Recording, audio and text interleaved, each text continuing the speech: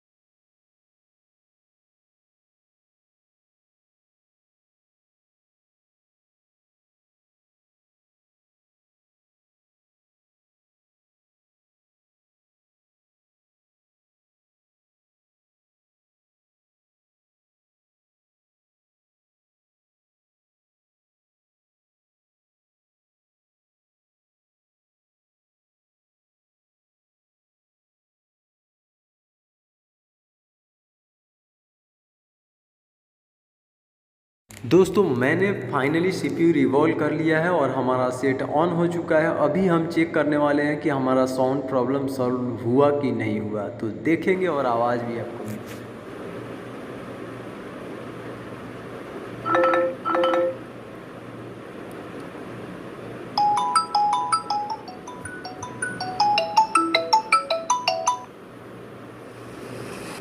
तो friends, finally आपने देखा इसका साउंड प्रॉब्लम सॉल्व हो चुका है और CPU रिवॉल्विंग के थ्रू।